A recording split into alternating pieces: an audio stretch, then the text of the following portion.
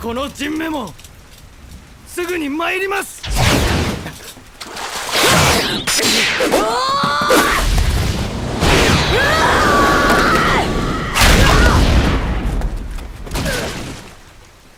Sometimes a movie or a book or TV show comes along and affirms your worldview, and while that may sound dangerous, like an echo chamber, it can be just the opposite if you see the world in a different way. If you, for example, enjoy violent media, but know it's ravaging your soul, and simultaneously believe that violence is not inherent to the human condition, such an idea is not often expressed in popular culture, and that's part of what makes Moribito Guarding the Spirit so very special to me. It carries this message, and that's astounding. As mentioned, it's rare enough for a work of media to speak to you directly.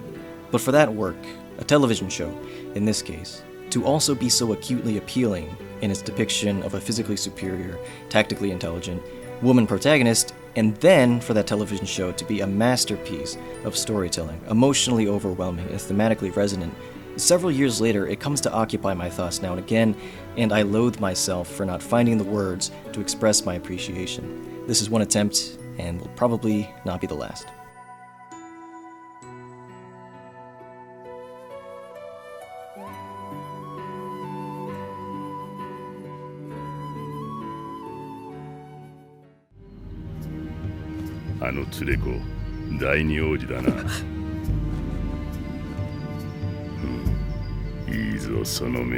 Initially striking and then lasting is the show's beauty, light fantasy visuals matching a breathtaking tale of making peace in a number of ways, with one's past, with the fear of a powerful kingdom, and with violence itself.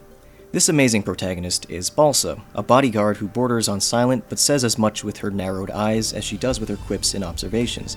She is tasked with protecting a young boy while on a quest to make amends for 8 people she murdered in her past, keeping this child safe from assassins while finding another way, a better way to survive, or even exist with herself, one that doesn't involve killing. That's the foundation of the show, and that's such a humanistic premise, but it's maximized by the follow-through.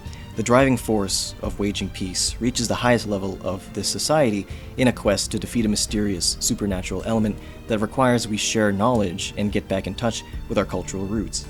It's one of those narratives that could save the world, but that also somehow doesn't point fingers, being far too preoccupied by its intimate and uplifting relationships and teary-eyed tragedies.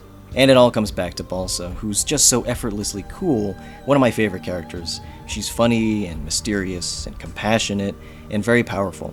And she's on a great journey, with a past and a future, but she attends to an urgent present that is very much worth addressing. There are themes of motherhood and parenthood, so a Western analog to Moribito could be Steven Universe, though the two are quite disparate tonally. Maybe The Last of Us?